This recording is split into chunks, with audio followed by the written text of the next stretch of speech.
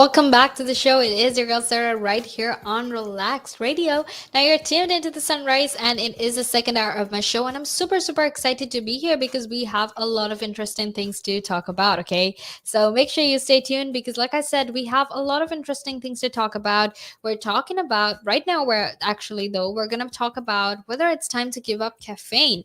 And obviously, that's a very important question. That's a question of whether we're actually ready to give it up or not because of how addicted we are to it or how much we depend on it to get through the rest of our day. Now, obviously, that's what we're talking about because there is, in fact, a lot to talk about because it's very interesting. And also because we're all at that stage where we find it very hard to give up caffeine or even coffee, right? I mean, you can't even imagine the thought of going about your day without drinking coffee because I definitely cannot. So, that's what we're talking about, but make sure you stay tuned because we will be talking about a lot of other interesting things as well, and that is definitely why you should stay tuned. Okay, now before we get into this conversation, I want to quickly remind you that you can in fact be a part of this conversation. All you need to do is just text me on 07852473473, so you can ask me a question on this number. You can text your thoughts, your opinions, whatever it is that you want to share with us. You can actually do that if you text me on that number. So make sure you do that because I would absolutely love to hear it from you. Okay. So make sure you text me on that number right there. So, because I definitely want to hear your thoughts and opinions on this as well. Okay. Now, I want to quickly remind you that you can, in fact, follow us on our socials as well, which is Facebook, Instagram, Twitter, and TikTok. You can keep yourself updated and informed about everything that's happening only through Relax Radio. So make sure you do that. And also, if you want to be a part of this conversation any time of the day from anywhere in the world, make sure to download our app, which is available on both the Apple App Store and the Google Play Store. And that way you can either join into the conversation from your iOS device or even your Android device. The opportunities are endless, the choices are endless. So make sure you choose whatever it is that you want to do and get in touch with us because we would absolutely love that. Okay, but let's get into the conversation right now. Let's talk about whether it's time to give up caffeine. Okay, now the reason we're talking about this is because we as human beings are so dependent on caffeine. None of us can even begin to think of a day where we can function without caffeine. So if we can't even think about it, then obviously there's no question as to whether we can do it or not, right? Because we can't do it, or at least that's what we think. But if we work hard towards it, like I always say, you should never ever give up. You should consistently keep going. If that's what we're going to do, maybe we can get rid of caffeine. Maybe we can learn to function without coffee. So let's actually have this conversation because it's very important. Now, caffeine in fact makes us more energetic, efficient, and faster. But have we become so dependent that we need it just to get to our baseline? That is a question that we all have, right? Because there is no doubt, there is no question about it as well that we definitely need caffeine. But has our dependence become so bad that we can't even get to our baseline without caffeine? Now that's what we'll be talking about, so make sure you stay tuned. And if you have ever tried to stop coffee, drinking coffee, if you stop trying to if you've increased or rather, if you've reduced your intake of caffeine, make sure you text me because I want to hear your thoughts. I want to hear your experience so I can share with everyone who's listening in. And that way, we can all hopefully try to give up caffeine. Okay. So definitely do that. Now, for most of us, to be caffeinated to one degree or another, we it has simply become baseline human consciousness, right? That's just what we do. It's just like very normalized as well. You can't function if you don't, in fact, have coffee. So that has become a huge issue for us as well. Now, something like 90% of humans ingest coffee regularly, and it is in fact the most widely used psychoactive drug in the world, and the only one we routinely give to children, commonly in the form of fizzy drinks. Okay, so caffeine is there in fizzy drinks as well. So this is something that about 90% of humans ingest, right? We consume 90% of humans, in fact, consume coffee. So this happens to be the only psychoactive drug that we actually give to children through fizzy drinks and whatnot.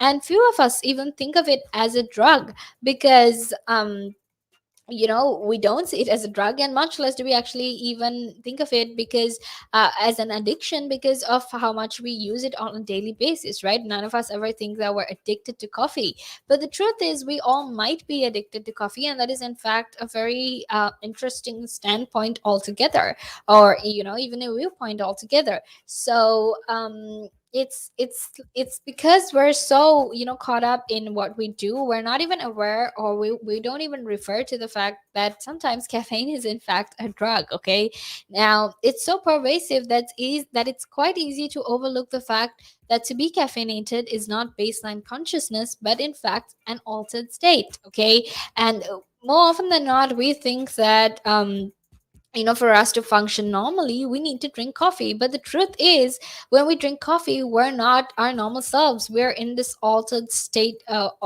ourselves, and that's not how humans normally function.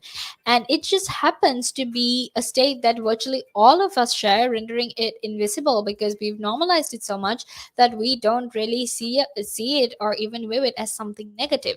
Now, Roland Griffiths, who's one of the world's leading researchers on mood altering drugs and the man most responsible for getting the diagnosis of caffeine withdrawal, actually included in the Diagnostic and Statistic Manual of Mental Disorders, which is basically the Bible of psychiatric diseases. And he told me, and he in fact said that he hadn't begun to understand his own relationship with caffeine until he stopped using it and conducted a series of self experiments. So we understand that caffeine in fact can be very addictive. It can in fact have a lot of that it can in fact have a lot of issues when we overconsume it. Now there are people who actually drink about 8 cups of coffee for a day. I have to say I'm not as bad as that. I drink coffee, maybe 1 cup, but that's about it. I definitely don't consume 8 cups of coffee. Okay, and the thing is, what happens with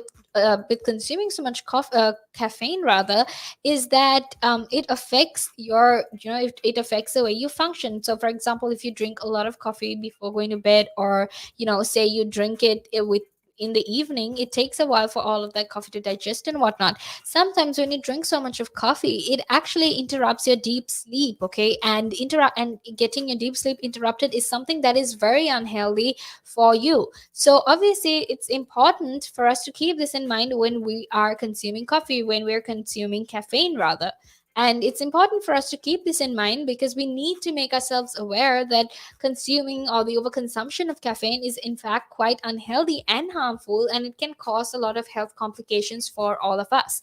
And even though it's become so normalized, even though everyone gets starts the morning grind with that cup of coffee, that's not something that is encouraged, right? Sure, it helps us be more it energizes us, and it helps us be more efficient and helps us stay more focused, but that doesn't mean it's always good, right? Especially if you consume it in excess amounts, it's definitely not good for you.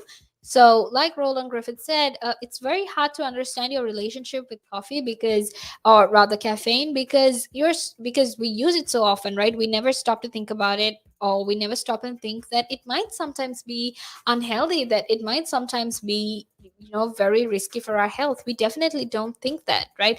But the truth of the matter is sometimes that is not the case. It can be very unhealthy, even though it's become so normalized, right?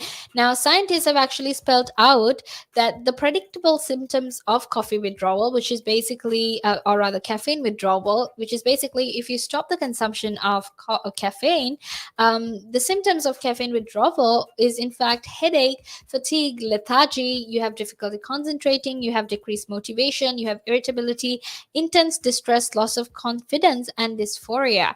But the thing is, we can all deal with these issues, right? Eventually, as you get better, as you get used to learning to live without caffeine, you will eventually adjust yourself. You will adjust your body to the way it functions. So at the end of the day, we'll all it's going to be hard at the beginning, and that's anyway the case with anything. When you first start stuff, it's difficult, it's hard, it's tough, it's tough to keep going, but what's important is that we don't give up and we keep going. So we all have this question right now, whether we should actually give up caffeine. Now let's actually talk about the pros, the cons, and why scientists think this before we finally come to our decision, because it's important that we do that, right? Now, let's actually talk about, or let's actually look into the history of coffee. Let's talk about how it became so popular and whatnot, right? Now, the humanity's acquaintance with caffeine is in fact surprisingly recent, but obviously it's hardly an exaggeration to actually say that this molecule, completely changed the world, that it remade the world, in fact. Now, the changes wrought by coffee and tea actually occurred at a fundamental level, which is the level of the human mind. That's basically why we all started consuming tea and coffee, to make sure it would help our minds, right? Now, coffee and tea were actually ushered in a shift in the mental, ushered in a shift in the mental, whether it sharpened your minds that had been fogged rather, that had been fogged by alcohol, and it also freed people from the natural rhythms of the body and the sun. And that in fact made possible, that in fact made a whole new world possible, with all new kinds of work and arguably new kinds of thoughts too. So that's what coffee did. It in fact helped our minds and it helped our bodies as well, because it was so hard to sort of wake up in the morning and get adjusted to the bright light. And you know how we all, when we wake up in the morning, like I hate waking up in the morning, but um I'd much prefer waking up at, during the middle of the day, but we always don't get to do what we want to do. That's just not an option. So when I do wake up early in the morning, it's annoying. It takes so much of time to get used to it. Like, it takes some time for your body to get back to normal. For example, if you have a really nice family like mine, at about 6 in the morning, everyone in our house is shouting loud about everything they're gonna do for the rest of the day. And I'm like, come on, I just need to sleep, okay? And that, I think that's another reason why, as to why we drink coffee, because we want to, be able to quickly get up and do our tasks instead of just staying in our beds, because obviously we have a lot of tasks to do. Now, make sure you stay tuned, because I will be back after this break to talk to you about coffee, why it's important, the history of coffee, and the negatives and the positives of coffee, right here on Relax Radio. But until then, make sure you stay tuned, because we're going to head into a small break.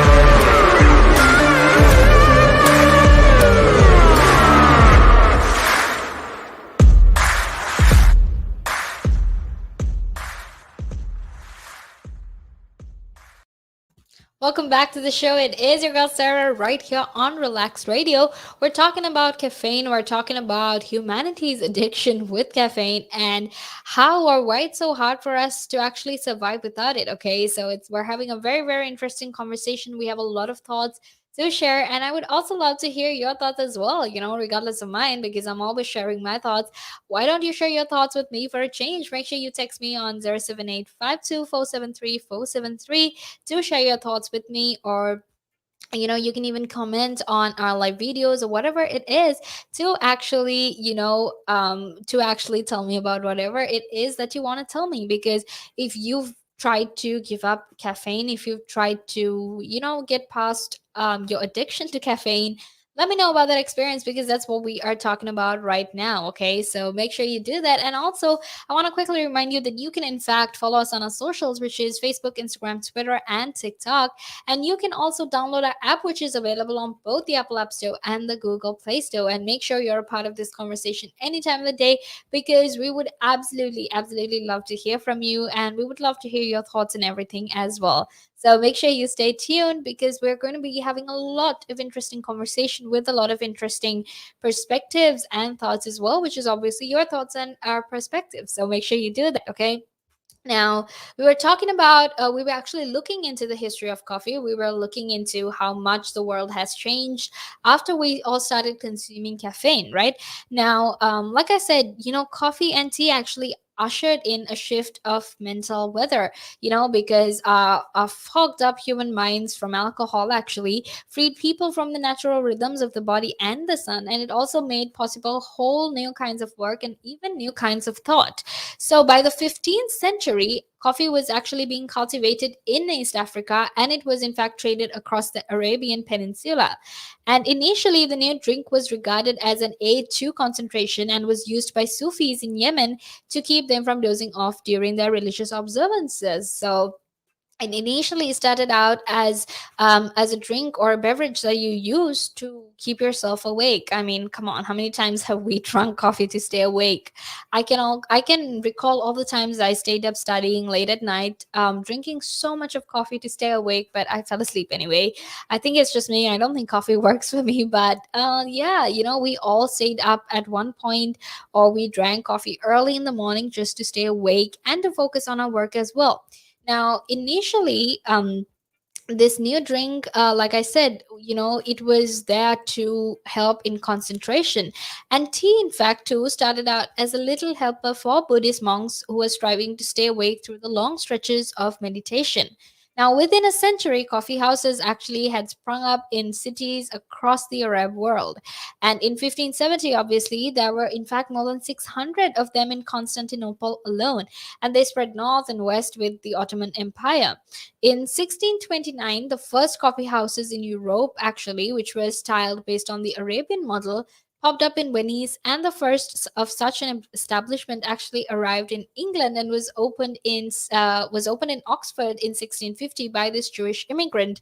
So it's exciting because we're talking about how coffee came to be, especially here in England, and obviously, we need to keep in mind that coffee was grown in Africa. And then this whole there was the whole basically when with when Constantinople was attacked, and the whole spread of the Ottoman Empire, right? So through all of that, coffee actually spread to the entire world, and that's why it's a loved drink all over the world, because that's how it spread to the rest of the world. And people were so obsessed with it. It was used for concentration, it was used to keep people awake. I can totally relate to that, even though it hasn't really helped me sometimes. When I'm really really sleepy, say I have a lecture or I have to do some work and it's late at night, I always try to stay awake by drinking coffee. But more often than not, I tend to fall asleep. And I don't know if that's just me, or just I don't know if that's just some people in general, but I always get like so sleepy after I drink coffee. But I think there's a whole process to it as well. But again, that's a whole separate conversation, right? So in 1629, the first coffee houses actually arrived in Europe, and in 1650 we had our first coffee house right here in the United Kingdom in Oxford. um And then after that they arrived in London, shortly thereafter, and they proliferated, and within a few decades there were thousands of coffee houses in London, and at their peak there was one for every 200 Londoners. And that means there were so many different coffee houses, right? Because imagine if there was one coffee house for 200 Londoners, then that means there might have been a huge amount of coffee houses back then. And that is what it has been. That is how fast coffee has spread throughout the world. That's how fast people have started consuming coffee as well. So like I said, it's important for us to look back into the history of coffee. It's important for us to look back into why it actually came to being, because then we begin to understand how it spread and why we drink coffee, or even sometimes tea as well, to help us stay awake, to help us concentrate and whatnot. So caffeine was the most prominent way, or the most obvious way that we have our intake of caffeine is through coffee. So a lot of us drink coffee, and it's a norm as well, right? Whenever you're going to work, on the way you would stop and get yourself a cup of coffee. You would never ever see a person without a cup of coffee in their hands. And even in movies, we've seen this portrait as well, because look, if you're like a rich businesswoman, or if you're a rich businessman, whatever, and you have your own office, you would get your secretary or your co-workers to get you a cup of coffee when they're coming to work, right? And we've seen that in almost every movie. That cup of coffee, I feel like, in my perspective, that cup of coffee is the symbol of the capitalistic world. Like, that just goes to show how much we need to focus, and how we're basically supposed to be these machines that contribute to our work environment. We're supposed to work, work, work all the time, because of how competitive and capitalistic the world is right now. So that is what I see when I look at the cup of coffee. So let me know what you feel and what you see when you see that cup of coffee as well. Um, and that's why it's important for us to actually have this conversation about coffee, and figure out if it's actually time for us to give up coffee. Because like I said, that while there are many positives of coffee, there's actually quite a bit of negatives as well. Now make sure you stay tuned, because we will be talking about all of that. But before we talk about all of that, I want to quickly remind you that you can text me on 07852473473 to be a part of this conversation, so I can hear your thoughts and your opinions about coffee, okay? Or rather, about caffeine. And if you are in that process of caffeine withdrawal, if you're experiencing it, make sure to tell me about your experience too, because we can share it with everyone who's listening in. And that way we can make sure that everyone knows about what is happening. Now, going back into our conversation about caffeine and how it works, caffeine actually, the mode of action of caffeine rather, is actually something called pharmacodynamics, okay? And what it does is that it meshes so perfectly with the rhythm of the human body that the morning cup of coffee actually arrives just in time to head off the looming mental distress that was set in motion by yesterday's cup of coffee. Now, that's a very interesting, wave altogether, because we will be talking about how caffeine affects our bodies, and how sometimes caffeine has created this problem in our body, for which caffeine is the solution, right? And that in itself actually goes to show us how sometimes it can be very, very unhealthy, how sometimes it can be very unhelpful as well. So, that is what we're talking about right now. And it's important for us to, when we're consuming caffeine, it's important for us to make sure that we do it in a way that is not unhealthy for our body, right? And what I mean by that is not to consume coffee in an excess, because sometimes people drink so much of coffee, right? People, and I've seen this as well. Research has found as well that sometimes people drink about 8 cups of coffee for a day, just to make sure they're focused and they can focus on all the workload that they have to do, which can be very, very unhealthy in the long term, which also has a lot of unhealthy effects as well. So make sure, if you are consuming coffee, to do it in a moderate amount, in a way that it isn't unhealthy for your body. Now, daily caffeine actually proposes itself as the optimal solution to the problem caffeine creates. So, how exactly does coffee and caffeine more generally make us more energetic, efficient, and faster? And how is it that this little molecule could could possibly supply the human body energy without calories? Now these are all questions that we have, right? Because look, it's just a cup of coffee, but as soon as you drink this cup of coffee, you feel so energized, you feel so much more focused, and you feel so much more efficient as well. Now caffeine actually could be the proverbial free lunch. Could it be the proverbial free lunch, or do we actually pay a price for the mental and physical energy, the alertness, focus, and stamina that caffeine in fact gives us? But the truth is, even though we have this, proverbial free lunch, there is actually no free lunch, okay? Because it turns out that caffeine only appears to give us energy. Now, how caffeine works is that it works by actually blocking the action of adenosine, which is a molecule that gradually accumulates in the brain over the course of the day, preparing the body to rest. So caffeine molecules actually interfere with this process, keeping adenosine from doing its job and keeping us feeling alert all the time. So that's why I said it's unhealthy. When you're drinking unhealthy amounts of coffee, when you're drinking coffee in excess, what it does is these caffeine molecules actually stop the adenosine molecules from coming to, or from doing the work. And what adenosine molecules actually do is they make sure that that our body has enough rest, and make sure that our body gets enough rest. So when we're in this process of getting rest, when we're in this process of trying to get rest, but if we're constantly consuming coffee to make sure we are more energetic, we're more efficient, what is going to happen is the fact that we need to rest is just going to get pushed back and back and back until our body can't handle it anymore. And we've seen this happen as well, right? And I think the best way or the best example I can think of right now is when you're overworking, you tend to have burnouts, right? Especially if you don't get enough rest, if you don't get enough sleep, when you're constantly working all these long hours, when you're constantly not getting enough rest and you're stressed out because you have so many deadlines to complete, when you don't get enough rest, eventually, sooner or later, you're going to burn out.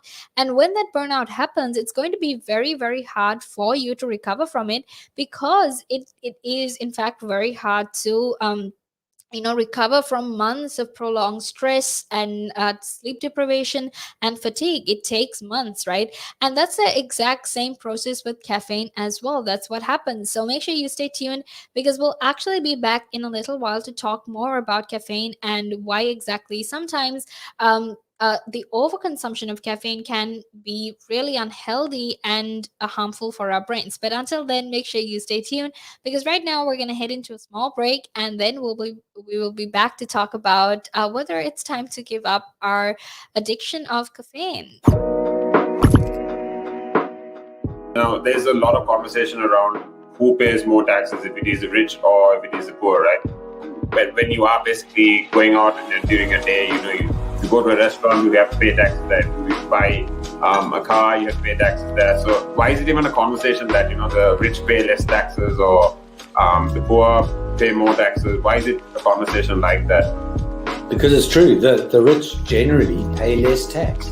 A rich person walks into a Tesco's or a Sainsbury's, they're not going to get a different bill than another person, right? They're still going to pay the same VAT on those goods, they're still going to pay the same thing. So that's all the same. However, the differences come in if you can pay yourself from your own company, you can structure it in a way that you pay less income tax through paying a bit of salary, paying dividends and so forth, and then also deferring income. Also, your pension payments or contributions can be different.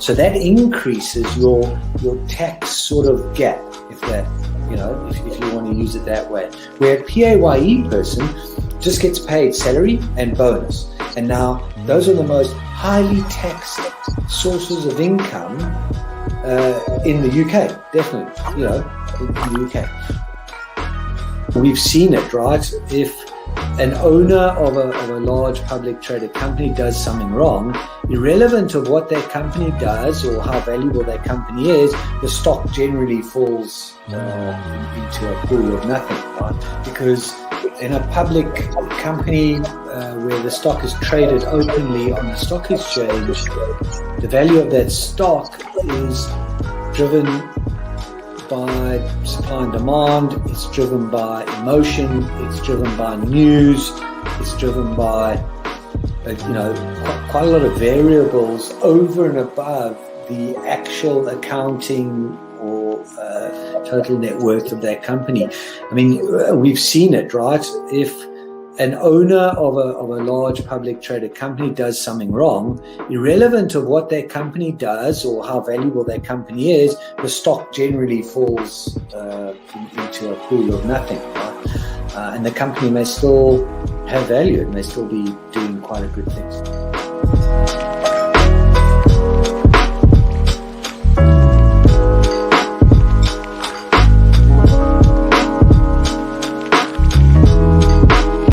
And it gives them something to look at, and it makes them laugh. It makes them laugh. So that's why I do it. Oh, and it could be a really good pickup line as well. Ladies who ask, "Hey, excuse me, so why are you wearing something so colorful?" I mean, hey, you can always have something up on your sleeve. I mean, got me thinking. You want to stand out. Why do you want to stand out though so much, especially with these kind of shirts when you're riding? There must be a purpose behind it, right? Well, when you say a purpose, Nick, what I do, I wear the shirts mainly because they're nice and bright, so they make me visible, especially if I'm riding on the road. Okay. I mean, that's very important, right? Because you want cars, very important. And also, like, people see me in like calves, and perhaps I shouldn't be saying this on here, I suppose, but in the bar afterwards. All right. And it gives them something to look at, and it makes them laugh. It makes them laugh, so that's why I do it. Oh, and it could be a really good pickup line as well. Ladies who ask, "Hey, excuse me, so why are you wearing something so colorful?" I mean, hey, you can always have something up on your sleeve. I mean, you look like a guy who would do. You know me too well. You know me too well, Nick.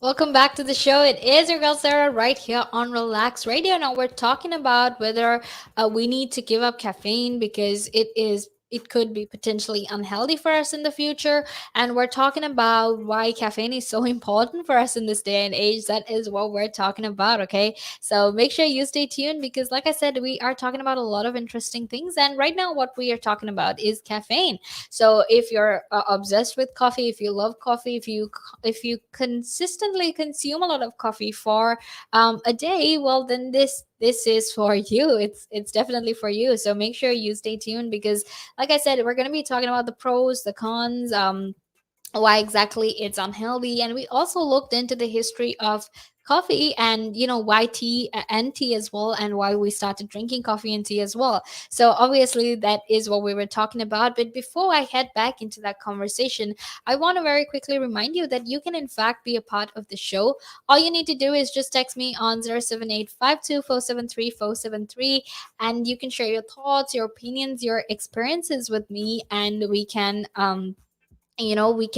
have a very interactive and interesting conversation on what you think about this as well. Okay, so make sure you do that because I would absolutely love to hear from you. And also make sure to follow us on our socials, which is Facebook, Instagram, Twitter, and TikTok, and that way you can always keep yourself updated and informed about everything that is happening all around the world only through Relax Radio. Okay, and since we're all craving for conversation during these hard times, during these tough times, make sure you download the app, which is available on both the Apple App Store and the Google Play Store as well. And that way you can be in touch with us, and definitely make sure that you are always a part of this conversation as well. So make sure you do that because I would absolutely love it if you could be a part of this show. But right now, let's actually get into this conversation we were just having earlier about about coffee, and we were just talking about how coffee, or rather caffeine, it interferes with the adenosine molecules in our brain, which are responsible for giving us rest, which are responsible for making us tired and making sure that we rest, right? So what basically happens when we intake caffeine is these caffeine molecules actually interfere with the adenosine molecules, and it keeps the adenosine molecules from doing its job. And that's why it makes us feel so alert, because what these caffeine molecules do is, in fact, it pushes these adenosine molecules all the way back and tells them, hey, stop, like, it's not your time to shine, it's my time to shine. And then they tell your brain to be focused. So that's what it happens. But when this happens, the adenosine levels actually continue to rise, so that when the caffeine is eventually metabolized, the adenosine floods the body's receptors and tiredness returns. That's why sometimes after doing so much of work, after drinking coffee, you feel so tired, because coffee pushes back all of those all the molecules in your body that's responsible for making you rest it, and it eventually floods your body because of the amount of caffeine you consume. So the energy that caffeine gives us is in fact borrowed. So in effect, and eventually the debt must be paid back. So whatever it is borrowing from our body, they need to pay it back as well. So for as long as people have been drinking coffee and tea, medical authorities have in fact warned about the dangers of caffeine, but until now caffeine has been cleared of most of the serious charges against it. But the current scientific consensus is actually much more reassuring. In fact, research suggests that coffee and tea, far from being deleterious to, or rather deleterious to our health, may in fact offer some important benefits, right? Like I said, as long as it's not consumed in excess, it's very very important when it comes to what we consume, that we consume it in moderation, and that we don't consume it in excess, because too much of anything is not good for you. Even like whatever it is, even things that are supposed to be healthy, if you eat way too much of it, it's going to get unhealthy. So it's important to know how to moderate your intake of coffee. It's important to know when to stop. And I think a problem that a lot of us deal with, a problem that a lot of us have, is we have no idea when to stop, and we find it so hard to stop as well. you know um so when we're given this when we're given this choice to stop, or when we're asked to stop, we actually don't do that, because we find it so hard to do things in moderation.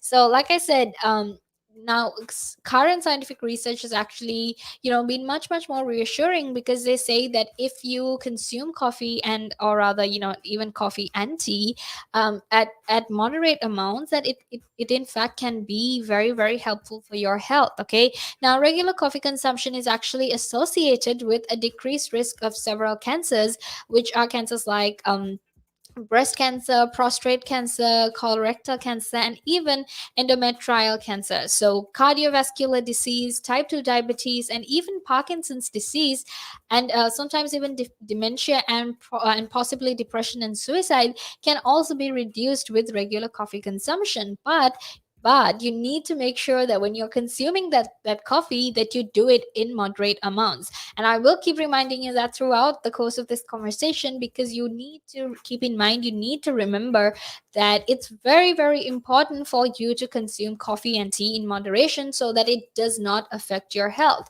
Now let's also talk about how high doses of coffee can, or rather caffeine, can affect our health. Now, high doses of caffeine can in fact produce nervousness and anxiety, and even the rates of suicide climb among those who drink 8 or more cups of coffee a day. Right? This is why it's very, very important for you to moderate your intake of coffee. It's very important for you to make sure you don't consume too much coffee, because it can become very very unhealthy. It can it can lead to depression and suicide, and it can also make you very nervous and have anxiety as well.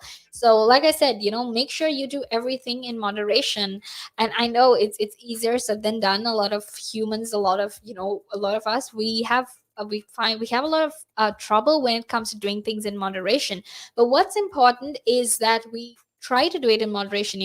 If you drink 8 cups of coffee a day, it's definitely hard to stop it overnight. Okay, so obviously you need to take steps to reduce it step by step. Maybe one day you can switch to cups of coffee, and then eventually to 4 cups of coffee, and then finally to 2 cups of coffee, and then finally to one. Okay, because because if you keep going and you keep reducing it bit by bit, it's definitely going to help not just you but everyone around you as well, because you are loved by someone, whether it's your family or your friends or your significant other. Someone out there cares about you, so just make sure you take care of yourself, because it's important to take care of yourself, especially in the middle of a pandemic. Okay, there are people that care about you, I care about you, and I want to make sure that you're safe and you're protected and you're healthy as well, because that is what the sunrise is about. It's about making sure you're healthy, making sure you're physically and mentally healthy, and even making sure you take the correct steps. And I also give you amazing tips on how to be healthy and how to be a very positive person. So that is why we're talking about caffeine, because a lot of us consume it, and I think it's time we all sort of begin to understand the effects, begin to understand that taking anything in excess is in fact very, very bad for us. So that's why we're having this conversation. So if there are any thoughts that you want to share with us, if there are any opinions, questions you want to share with us, make sure you text me on 078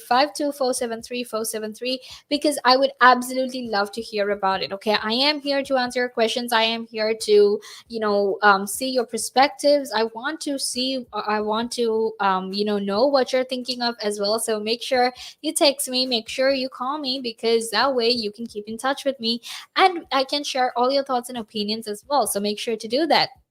um and also, while you're at it, while you're sharing your thoughts and opinions, make sure to go follow us on our socials, which is Facebook, Instagram, Twitter, and TikTok, so you can stay updated about what everyone else is talking about as well. I'm all about being healthy, I'm all about mental health, physical health, fitness, personal development. That's what I'm about. But all of us talk about different things. Okay, and there is a lot of interesting things as well, so make sure you stay tuned, because like I said, we talk about everything from science to technology to health to business, entertainment, gossip, whatever it is that you name.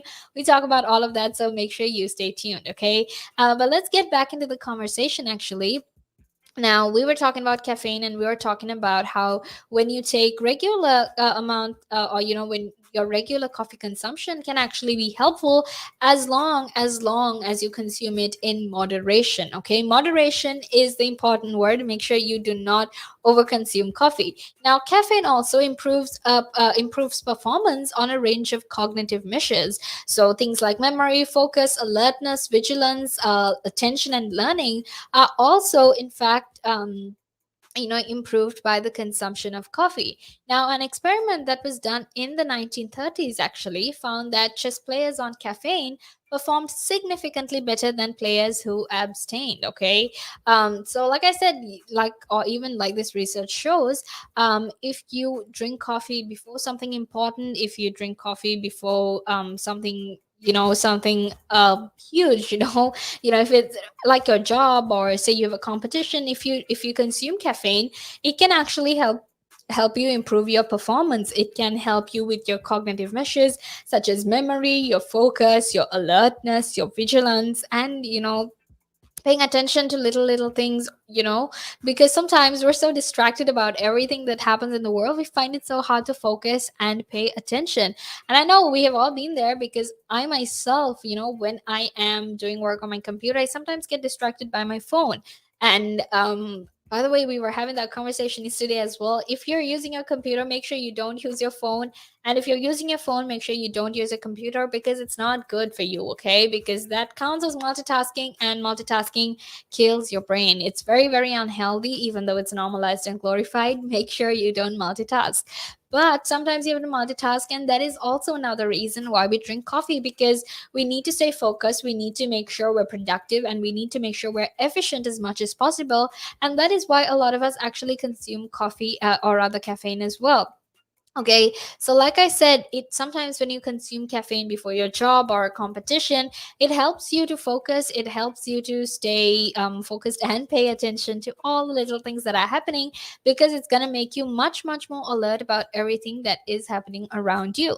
Now, in another study that was actually conducted, caffeine users completed a variety of mental tasks much more quickly, although they made more errors. Although they made more errors, people are faster, but not exactly smarter. Okay, so it helps you work fast, but that doesn't mean that you'll always do the correct thing. It just helps you to work fast. Okay, now make sure you stay tuned because we're gonna head into a small break, and after that, we will be back to talk about caffeine and why we need to make sure we consume caffeine in healthy amounts. Again.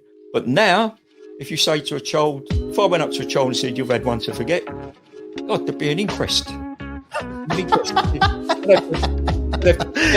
I mean, why did you reject my son? Oh, I haven't rejected your son. I want to talk about, how the generation gap, has how much it's changed, especially when you check the youth nowadays in comparison, to people back in the day. I'd say when I was younger, it was more disciplined. Not now. In comparison to now. Not at all. Not now. The way things are nowadays, the younger generation, you seem that they can't accept the word no. If that makes sense. They can't accept rejection, essentially, is all you're trying to say. Yeah, they can't accept the word no. So if you how did I do? Or you didn't do very well, and they get upset. And when I was a youngster, my father used to say to me, because I used to be sport mad when I was very young, well, I still am sport mad, but like participating in different sports. And if I had a bad game, for example, he'd say to me, "You had one to forget." That's it. Yeah, that sounds like a smart guy. I mean, yeah, that's the real fact of the matter. Yeah. He'd say to me, "You had one to forget. Get over it," and that was it. So I dust myself down and do it again. But now, if you say to a child, if I went up to a child and said, "You've had one to forget," God, there'd be an inquest. An inquest. I mean, why did you reject my son? Oh, I haven't rejected your son. Or daughter. I've just told them that they need to buck their ideas up. That's the truth right there. I mean, if you think about it, if you check the generations, like right now in the US as well, I've seen a lot of these things as well. In the UK, you get medals for participation. But what's the point? What are you trying to? Yeah, what's the point? Either you win or you lose. People are so afraid to put that whole notion of losing. When it comes to right now, the generation gap is just crazy. How much a lot has changed. Social media has taken control of our lives, and we don't even realize it anymore. We're crippled because of it. That's absolutely right, Nick. Because, as you said, nowadays it seems that you get rewarded for failure. For the life of me, Nick, I can't get my head around that. Perhaps I'm just getting old and morbid. I don't know. I just can't get my head around how you could be rewarded for failure.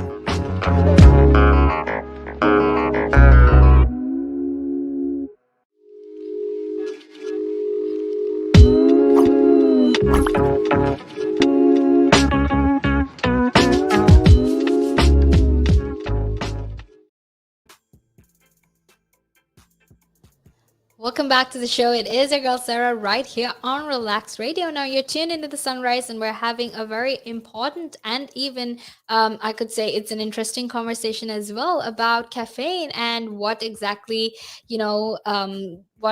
it means if we consume too much caffeine. So that is a conversation we're having right now. And like I said, I'm very, very excited to be here on this Thursday morning. And I just remembered that time on Monday when I said I love beginning a new week because I can count how many more days are there until the weekend. And it's Thursday, so that means that's just one more day until the weekend. And I'm very, very excited about that. And I know you are too, because we all love the weekends because it means we can rest and we can finally get that sleep that we deserve. Okay, so that's why I'm very excited about weekends. But if you are really enjoying some of the conversation we have here, make sure to download the app, which is available on both the Apple App Store and the Google Play Store. And that way you can actually be a part of this conversation. You can share your thoughts with us. if you text us on 07852473 and you can keep yourself updated and informed about everything that happens, not just here in the United Kingdom, but all around the world as well. If you just follow us on our socials, which is Facebook, Instagram, Twitter, and TikTok. That's all you have to do. It's super easy. You just need to download our app. You just need to follow us, and that way you can stay tuned to everything that we talk about and everything that we share with you. Okay. So let's get into the conversation we were just having. Like I said, an experiment that was done all the way back in the 1930s actually showed that if you were this study that was done on chess players actually showed that if you drank that when they drank coffee before their tournament, before their game, it actually helped them to perform significantly better than all the other players who had abstained from it. Now, and also, I was just saying that even though it means you can do work fast, even though it means you can work efficiently, it doesn't always mean that you will always work smartly. Okay, you'll be fast, but not necessarily smart. Now, a 2014 experiment that was done actually, where subjects were given caffeine immediately after learning new material. These candidates actually remembered it much better than the subjects who had received a placebo effect. So these tests of psychomotor abilities also suggest that caffeine can give us an edge, and in simulated driving exercises, caffeine actually improves performance, especially when the subject is tired. So it also enhances this your physical performance on metrics such as time trials, muscle strength, and endurance. So if you actually look into this research, if you're actually paying attention and whatnot to all the research that has been published out there with regard to caffeine, with regard to our consumption of caffeine, it actually helps us focus and perform better.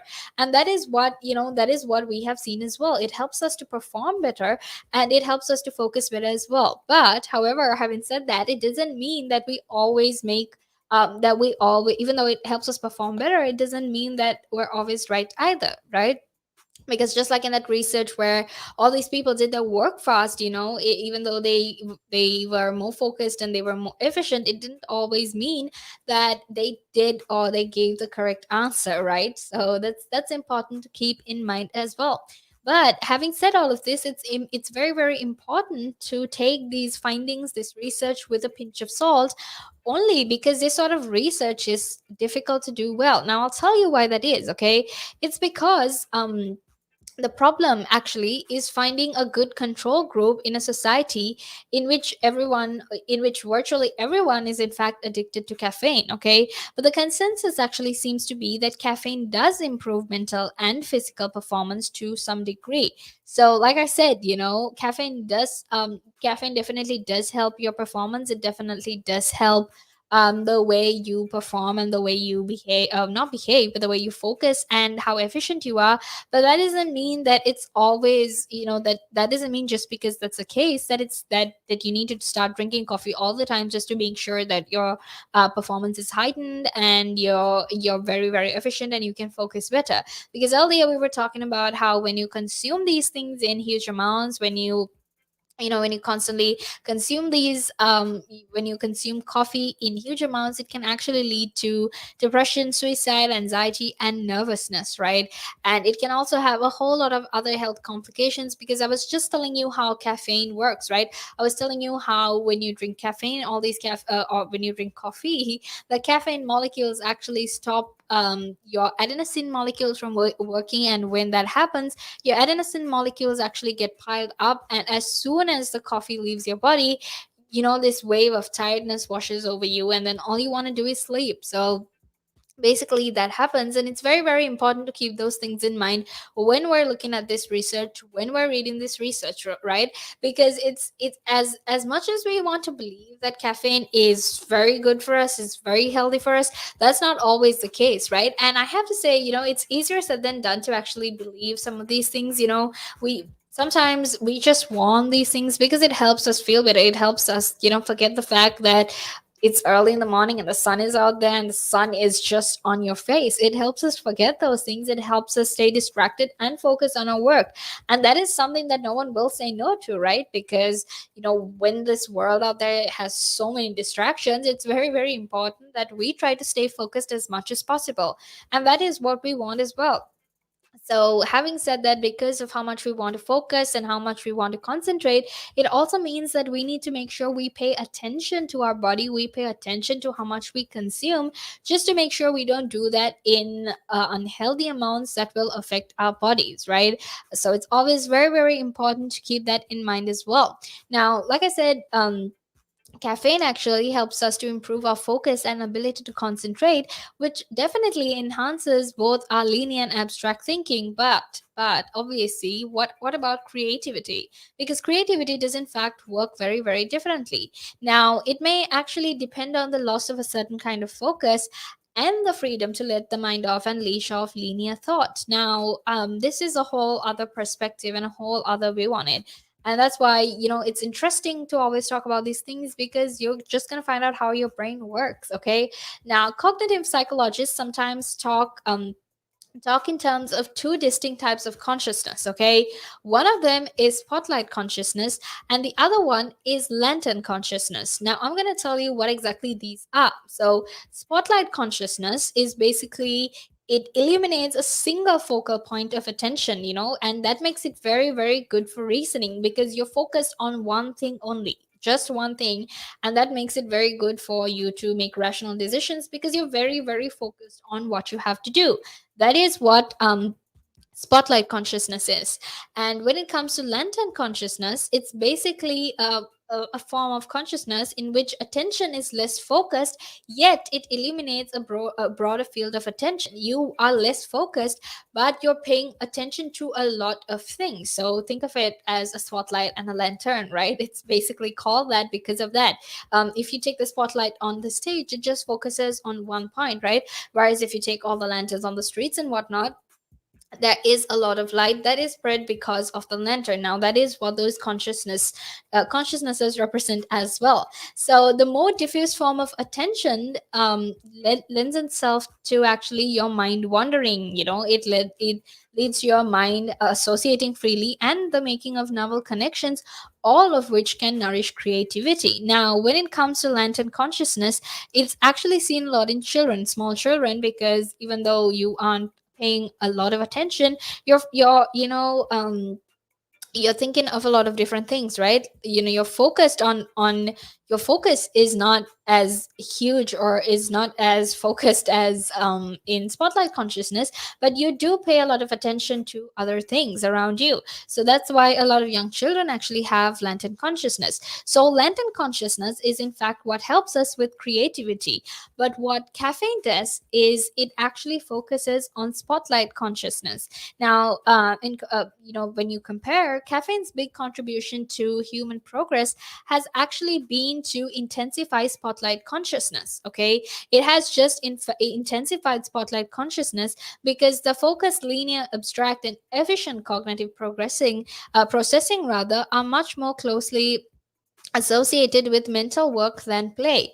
This is why I said I see coffee as a symbol of capitalism. That's why I said I see coffee as a symbol of competition, because it makes you focus on one thing, and that one thing we focus on a lot is our jobs, and that is more closely associated with mental work than play. And that's why some of us have so much of trouble being creative, because we consume huge amounts of coffee, and coffee just makes us very single minded. We just focus on one thing.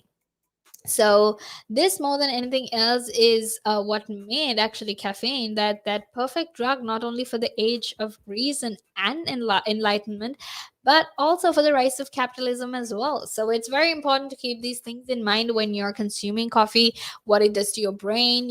Always remember the story of the adenosine molecules and the caffeine molecules, and also remember the two types of consciousness, which is spotlight consciousness and lantern consciousness. Okay, so when you're consuming coffee, make sure to keep all of those things in mind, because it's definitely going to, help you when you're thinking of ways in which you can improve your creativity, or when you're trying to be much, much more focused. And make sure you do it in moderation. Okay, moderation is the key. Make sure you do that. But right now I have to end this, but don't worry, because I'll be back in a few more minutes to talk to you about if people were actually happier in the good old days, and when exactly were the good old days that people were happier in. So make sure you stay tuned, because I will be back in a few